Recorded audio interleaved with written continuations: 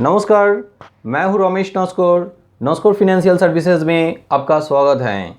आज मैं जिस टॉपिक के बारे में डिस्कस करेंगे वो है loan against property. Loan against property लेने के लिए क्या एलिजिबिलिटी क्राइटेरिया है, आपको क्या क्या डॉक्यूमेंट्स चाहिए लोन अगेंस्ट प्रॉपर्टी लेने में, कैसे आपको लोन अगेंस्ट प्रॉपर्टी बैंक से जल्दी मिलेगा और कैसे आप अप्लाई करोगे लोन अगेंस्ट प्रॉपर्टी, ये सारे पॉइंट्स इस वीडियो में मैं डिस्कस करेंगे। आप वीडियो एंड तक देखते रहिए। लोन अगेंस्ट प्रॉपर्टी क्या है? आपका रेसिडेंशियल प्रॉपर्टी या तो कॉमर्शियल प्रॉपर्टी आप बैंक के पास सिक्योरिटी रख के उसके अगेंस्ट में लोन ले सकते हो, वही है loan against property. Residential property में आप जहाँ पे रहते हो वो प्रॉपर्टी आप मॉर्गेज कर सकते हो, साथ में आपका कोई वैकेंट फ्लैट भी रहेगा वो भी आप मॉर्गेज करके लोन ले सकते हो। कॉमर्शियल प्रॉपर्टी के अंदर में आपका कोई शॉप रहेगा या तो आपका इंडस्ट्रियल कोई प्रॉपर्टी रहेगा, जैसे कि फैक्ट्री हो गया, गोडाउन, वो भी आप मॉर्गेज करके लोन ले सकते हो। आपका कोई वैकेंट लैंड भी रहेगा तो भी आप वो मॉर्गेज करके बैंक के पास लोन ले सकते हो। फिर भी एग्रीकल्चर लैंड मॉर्गेज नहीं होता है। वैकेंट लैंड हर कोई बैंक मॉर्गेज नहीं करते हैं, कोई कोई बैंक ये वैकेंट लैंड मॉर्गेज करते हैं। वैकेंट लैंड में बाउंड्री वॉल होना चाहिए और ज़रूर एग्रीकल्चर लैंड नहीं होना चाहिए वैकेंट लैंड मॉर्गेज करने के लिए। आपका मन में ये सवाल हो सकता है, जो फ्लैट में आप रहते हो वो फ्लैट आप बैंक के पास जाके मॉर्गेज कर रहे हो, उसके अगेंस्ट में आपको लोन मिल रहा है, वो लोन अगेंस्ट प्रॉपर्टी है, और आप जो फ्लैट खरीदते हो वो प्रॉपर्टी भी बैंक के पास मॉर्गेज रहते हैं, उसको आप होम लोन बोल रहे हो। दोनों के अंदर में डिफरेंस क्या है? होम लोन में आपका प्रॉपर्टी मॉर्गेज रहता है, मगर जब आप खरीदते हो उसका पैसा सेलर को दिया जाता है, और यहाँ पे आप जो फ्लैट मॉर्गेज कर रहे हो उसका पैसा डायरेक्टली आपका बैंक अकाउंट में आता है। होम लोन में आपका पैसा सिर्फ फ्लैट खरीदने के लिए आपको मिलेगा, और यहाँ पे जो पैसा आप ले रहे हो वो पैसा आप बिजनेस में लगा सकते हो और कोई पर्सनल काम में आप लगा सकते हो। ज़्यादातर बिजनेसमैन लोग लोन अगेंस्ट प्रॉपर्टी प्रेफर करते हैं, इसलिए कोई भी unsecured business loan, personal loan का रेट ऑफ इंटरेस्ट बहुत ज़्यादा होता है, उसका कंपैरेटिवली आपका लोन अगेंस्ट प्रॉपर्टी में रेट ऑफ इंटरेस्ट बहुत कम होता है। अनसिक्योर्ड बिजनेस लोन में 15 से 18% तक इंटरेस्ट रेट देना पड़ता है, और ये लोन अगेंस्ट प्रॉपर्टी के अंदर में आज का डेट में आपको 8 से 10% के अंदर में लोन मिल जाएगा। अनसिक्योर्ड लोन में जो टेन्योर होता है वो 4 से 5 साल तक होता है ज़्यादातर। लोन अगेंस्ट प्रॉपर्टी में आपको 10 से 15 साल के लिए लोन मिल जाएगा। कोई कोई क्रेडिट इंस्टीट्यूशन 20 साल तक भी लोन अगेंस्ट प्रॉपर्टी देता है, तो इसलिए आपका EMI टेन्योर भी कम हो जाएगा। लोन अगेंस्ट प्रॉपर्टी के लिए क्या क्या एलिजिबिलिटी क्राइटेरिया चाहिए? Loan against property eligibility depend करते हैं एज के ऊपर, occupation, income, property valuation, credit history के ऊपर। Loan against property eligibility criteria समझने के लिए हम कस्टमर को 2 कैटेगरी में डिवाइड कर सकते हैं। एक है सैलरीड कस्टमर, दूसरा है बिजनेस कस्टमर। सैलरीड कस्टमर का एज मिनिमम 25 ईयर्स होना चाहिए, मैक्सिमम 60 ईयर्स। बिजनेस कस्टमर का age minimum 25 years, maximum 70 years तक हो सकता है। कोई कोई क्रेडिट इंस्टीट्यूशन 75 ईयर्स तक दे सकता है, वहाँ पे कोई को एप्लीकेंट का एज कम हो और साथ में वो डिपेंडेबल हो। Partnership company, private limited company में कोई भी डायरेक्टर या तो पार्टनर का एज मिनिमम 25 ईयर से कम और मैक्सिमम एज 70 ईयर्स के ऊपर होने से भी लोन देता है, मगर कोई भी एक डायरेक्टर का एज ये 25 ईयर से लेके 70 ईयर्स के अंदर में होना चाहिए। अब आता है इनकम एलिजिबिलिटी। बहुत कम सैलरी होने से बैंक उस कस्टमर को लोन अगेंस्ट प्रॉपर्टी देना नहीं चाहता है। ज़्यादातर क्रेडिट इंस्टीट्यूशन कम सैलरी प्रेफर नहीं करते हैं, क्योंकि बहुत कम सैलरी होगा तो वो लोन रन करना बहुत डिफ़िकल्ट हो जाता है सैलरीड कस्टमर के लिए। Salaried customer normally loan against property लेता है उसका पर्सनल एक्सपेंसेस करने के लिए, जो पैसा ले रहा है वहाँ से उनका कोई रिटर्न नहीं आएगा। कम सैलरी होने से उनका जो फैमिली एक्सपेंसेस होता है उसके ऊपर ये लोन बर्डन रहना बहुत मुश्किल हो जाता है। हमारे पास बहुत सारा कस्टमर हर दिन फ़ोन करते हैं जिनका सैलरी 18,000 22,000 होता है, उनका लोन जहाँ तक बैंक नहीं देना चाहता है। सैलरी 30,000 के ऊपर होता है तो बैंक प्रेफर करता है। इसका मतलब ये नहीं कि जिनका सैलरी 20,000 22,000 है उनको किसी में लोन नहीं मिलेगा, मगर कोई कोई क्रेडिट इंस्टीट्यूशन उनको लोन देता है। वहाँ पे रेट ऑफ इंटरेस्ट बहुत ज़्यादा होता है, पर्सनल लोन का बराबर। मान लीजिए 15% से लेके 18% तक। 30,000 के ऊपर लोन देता है। उस क्रेडिट इंस्टीट्यूशन में भी कुछ क्राइटेरिया मेंटेन करता है। 30,000 सैलरी में 50% तक EMI लेता है, 60,000 सैलरी में 60% तक EMI लेता है। मान लीजिए 60,000 सैलरी में उनका EMI आ रहा है 36,000। 30,000 सैलरी में 15,000 तक EMI ले सकता है, 60,000 सैलरी में 36,000 EMI ले सकता है। यहाँ पे भी कुछ क्राइटेरिया है। मान लीजिए पहले से ही उस सैलरीड कस्टमर का एक कार लोन चल रहा है 10,000 और उनका सैलरी है 60,000।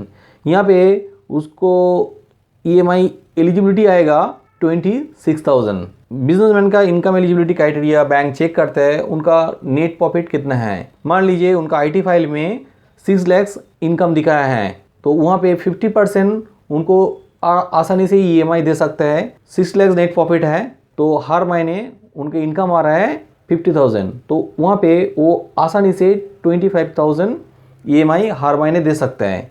जहाँ तक बैंक यही प्रेफर करता है, मगर कोई कोई क्रेडिट इंस्टीट्यूशन और भी कुछ क्राइटेरिया देखता है और भी कुछ कैलकुलेशन मेथड फॉलो करते हैं।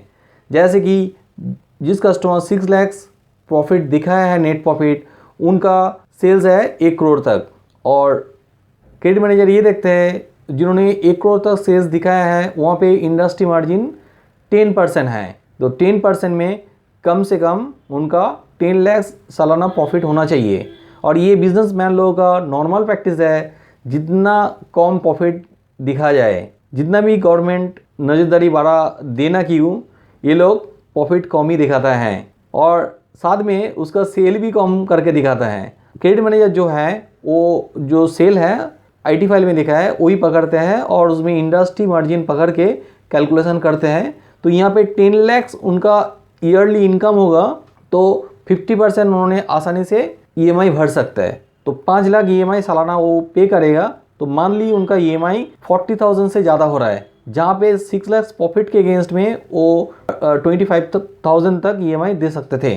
तो यहाँ पे उनका लोन एलिजिबिलिटी बढ़ रहा है, उसका जो सेल्स के ऊपर एलिजिबिलिटी कैलकुलेट किया जाए। तो कोई कोई क्रेडिट इंस्टीट्यूशन और भी कैलकुलेशन मेथड फॉलो करते हैं, जैसे कि हो गया बैंकिंग एवरेज, बैंकिंग ट्रांजेक्शन, उसके ऊपर। इसके बाद आता है प्रॉपर्टी वैल्यूएशन। आपका प्रॉपर्टी वैल्यूएशन कितना है उसके ऊपर 50% से लेके 60% तक आपको लोन मिलेगा। कोई कोई क्रेडिट इंस्टीट्यूशन 70% तक लोन देता है। मेरे पास आज तक जितना सारा कस्टमर आया है, मेरा पर्सनल एक्सपीरियंस में देखा हूँ, वो उनका खुद का जो प्रॉपर्टी है जो वैल्यूएशन बताते हैं 90% टाइम तक बैंक का जो वैल्यूअर है उसका कम वैल्यूएशन देता है। मान लीजिए आपका प्रॉपर्टी वैल्यूएशन आप बोल रहे हैं कि 1 करोड़, वैल्यूअर देता है 80 लाख, ज़्यादा से ज़्यादा 90 लाख। अब मान लेते हैं वैल्यूअर 80 लाख दिया है, उसके ऊपर ही आपका लोन एलिजिबिलिटी कैलकुलेशन होगा। यहाँ पे 60% होगा तो आपका लोन एलिजिबिलिटी होगा 48 लाख, मगर आपका इनकम एलिजिबिलिटी कम होगा। मान लीजिए आपके पास से 25,000 EMI ले सकता है, उस केस में आपको जो इनकम एलिजिबिलिटी है उसके ऊपर ही आपको लोन मिलेगा, ना कि आपका प्रॉपर्टी के वैल्यूएशन के ऊपर। इसका अपोजिट भी हो सकता है, आपका loan EMI payment capacity 1 lakh रुपया है मगर प्रॉपर्टी वैल्यूएशन आपका 50 लाख आ रहा है, इस केस में आपको ज़्यादा से ज़्यादा 30 लाख तक लोन मिलेगा। इसके बाद आता है क्रेडिट हिस्ट्री। हर कोई बैंक लोन देने से पहले क्रेडिट हिस्ट्री चेक करता है। लोन अगेंस्ट प्रॉपर्टी के केस में भी वही होता है। आप पहले कोई लोन लिया है जहाँ पे आपने रिपेमेंट ठीक तरह से किया नहीं है, या तो आप लोन सेटलमेंट कर दिया है, और ये भी हो सकता है आप लोन पेमेंट ही नहीं किया है, तो उस केस में बैंक आपको लोन नहीं देगा। आपका सिबिल स्कोर 750 से ज़्यादा होगा तो कोई भी क्रेडिट इंस्टीट्यूशन आसानी से लोन दे देगा। 750 से नीचे भी सिबिल स्कोर होने से लोन देता है, मगर वहाँ पे बैंक मैनेजर या तो क्रेडिट मैनेजर कंसीडर करते हैं आपको लोन देना चाहिए कि नहीं, कंसीडरेशन के बेसिस पे देता है। कोई कोई क्रेडिट इंस्टीट्यूशन 700 से नीचे भी लोन देता है, वहाँ पे इंटरेस्ट रेट ज़्यादा हो जाता है।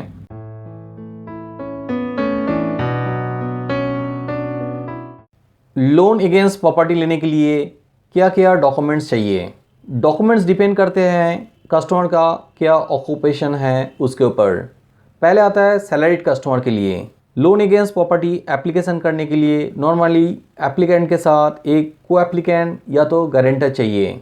दोनों एप्लीकेंट के लिए केवाईसी डॉक्यूमेंट्स देना है। सैलरीड कस्टमर के लिए 3 महीने का सैलरी स्लिप, 6 महीने का बैंक अकाउंट स्टेटमेंट, 2 साल का फॉर्म 16 या तो आईटी फाइल देना है। बिजनेस कस्टमर में प्रोप्राइटरशिप बिजनेसमैन के लिए उनका केवाईसी डॉक्यूमेंट, साथ में वहाँ पे जो को एप्लीकेंट रहेगा उसका भी केवाईसी डॉक्यूमेंट्स देना है। 3 साल का मिनिमम ट्रेड लाइसेंस देना है। मिनिमम 2 साल का आईटी फाइल देना पड़ेगा। जीएसटी रजिस्ट्रेशन सर्टिफिकेट, 1 साल का जीएसटी रिटर्न, 1 साल का बैंक अकाउंट स्टेटमेंट देना है। Bank account statement current account statement होगा तो अच्छा होगा। पार्टनरशिप कंपनी के लिए जो प्रोप्राइटरशिप कंपनी जैसा सारे डॉक्यूमेंट्स देना है। साथ में पार्टनरशिप कंपनी का जो पैन कार्ड है, पार्टनरशिप डीड है वो भी देना है। प्राइवेट लिमिटेड कंपनी के लिए प्राइवेट लिमिटेड कंपनी का पैन कार्ड। अब आता है प्रॉपर्टी डॉक्यूमेंट्स। प्रॉपर्टी डॉक्यूमेंट्स हर कस्टमर के लिए एक ही है। जो प्रॉपर्टी आप दोगे उस प्रॉपर्टी का डीड देना है। उसका जो लिंक डीड यानी कि चेन डीड है वो चेन डीड देना है। म्यूटेशन सर्टिफिकेट देना है। प्रॉपर्टी का टैक्स रिसिप्ट देना है, जो करेंट टैक्स रिसिप्ट है वो देना है। बिल्डिंग सैंक्शन प्लान देना है। लैंड नेचर आपका एग्रीकल्चर लैंड होगा तो वहाँ पे कन्वर्सन सर्टिफिकेट देना होगा। लोन अगेंस्ट प्रॉपर्टी आपको कैसे जल्दी मिलेगा। आप ये वीडियो देखने से पहले शायद वो टाइटल आपने चेक किया होगा, how to get loan against property quickly. इसके लिए कोई मैजिक फॉर्मूला नहीं है। आप मेरा ये वीडियो अच्छा तरह से देख लो। यूट्यूब में और भी अच्छा वीडियो है वो भी चेक कर लो। मेरा वेबसाइट में लोन अगेंस्ट प्रॉपर्टी के बारे में कंटेंट है। आप गूगल में सर्च करके लोन अगेंस्ट प्रॉपर्टी के बारे में पढ़ सकते हो। वहाँ पे एक चीज़ आप अच्छा तरह से समझ लो, आपको लोन अगेंस्ट प्रॉपर्टी अप्लाई करने में स्पेसिफिकली क्या क्या डॉक्यूमेंट्स चाहिए और थोड़ा बहुत समझ लो कैसे बैंक एलिजिबिलिटी कैलकुलेट करते हैं। आप सारा डॉक्यूमेंट्स रेडी करके बैंक में अप्लाई करोगे तो आपका लोन बहुत जल्दी सैंक्शन हो जाएगा। इसके लिए आप 2-3 बैंक के पास भी पहले विजिट कर सकते हो। वहाँ पे लोन मैनेजर रहते हैं। लोन मैनेजर के साथ अच्छी तरह से बात करके डॉक्यूमेंट्स क्या क्या लगेगा, आपके लिए क्या क्या स्पेसिफिक डॉक्यूमेंट्स लगेगा वो पहले आप जान लीजिए। इसके हेल्प के लिए आप लोन कंसल्टेंट के पास भी जा सकते हो, जिसको बैंक लोन डीएसए बोलते हैं। वो लोग भी ये हेल्प करते हैं। तो सारे डॉक्यूमेंट्स आप रेडी करके बैंक में अप्लाई करोगे तो आपका लोन बहुत जल्दी सैंक्शन होता है। क्योंकि बैंक का भी एक टर्न अराउंड टाइम रहता है जिसको वो लोग टैट बोलते हैं, वो 10-15 दिन से ज़्यादा नहीं है। फिर भी ज़्यादातर केस बहुत देर होता है इसलिए कि सारे डॉक्यूमेंट्स कंप्लीट नहीं रहता है। तो आप ये गलती मत कीजिए। सारे डॉक्यूमेंट्स एक बार में रेडी कर लीजिए, उसके बाद ही अप्लाई कीजिए। लोन अगेंस्ट प्रॉपर्टी के लिए आप कैसे अप्लाई करोगे। सबसे जो प्रेफरेबली है वो आप 2-3 बैंक में विजिट करके पहले बात कर लीजिए। उसके बाद आप चेक कर लीजिए कौन सा बैंक आपके लिए मोस्ट सूटेबल होगा, वहाँ पे आप अप्लाई कीजिए। आपके पास टाइम कम रहेगा तो आप कोई भी बैंक का साइड में जाके वहाँ पे भी अप्लाई कर सकते हो। बैंक का एम्प्लॉई आपको फ़ोन कर लेगा, फ़ोन करके आपका एप्लीकेशन कर देगा। अभी बहुत सारा वेबसाइट ऐसे भी है जो डायरेक्टली लोन नहीं प्रोवाइड करते हैं। आपका इन्फॉर्मेशन लेगा आपके पास से और बैंक पे भेज देगा। वहाँ से भी आपको कांटेक्ट करके आपको लोन के लिए एप्लीकेशन हो जाएगा। आप चाहे तो कोई कंसल्टेंट को भी कांटेक्ट कर सकते हैं। वो लोग भी अच्छे तरह से आपको गाइड करते हैं। आपका डॉक्यूमेंट्स में कोई कमी रहते हैं वो पहले से ही आपको बता देता है। जैसे ही आपका डॉक्यूमेंट्स रेडी हो जाएगा वो आपके लिए लोन के लिए अप्लाई कर देगा और आपको हर दिन बैंक में जाना नहीं पड़ेगा। आपके लिए वही बैंक में जाके लोन का सारा काम कर देता है और आपको आसानी से लोन मिल जाता है। लोन कंसल्टेंट के लिए आप हमारा कंपनी यानी कि नस्कोर फिनेंशियल सर्विसेज को कांटेक्ट कर सकते हैं। मेरा हेल्पलाइन नंबर नीचे डिस्क्रिप्शन में दिया हुआ है, वहाँ से आप कांटेक्ट कीजिए। आपको और भी कोई जानकारी चाहिए लोन अगेंस्ट प्रॉपर्टी के बारे में, नीचे कमेंट कीजिए, हम उसका आंसर ज़रूर देंगे। वीडियो आपको कैसा लगा ये ज़रूर बताइए। अच्छा लगे तो ज़रूर लाइक कीजिए। अभी तक मेरा चैनल को सब्सक्राइब नहीं किया है तो ज़रूर सब्सक्राइब कीजिए। हाँ, आपका वीडियो अच्छा नहीं लगे तो ज़रूर डिसलाइक भी कीजिए और साथ में कमेंट कर दीजिए ताकि मेरे को पता चले कहाँ पे मेरा गलती हो रहा है, वो गलती मैं सुधर सकूँ। मिलते हैं अगला वीडियो में, तब तक के लिए बी हेल्दी बी हैप्पी।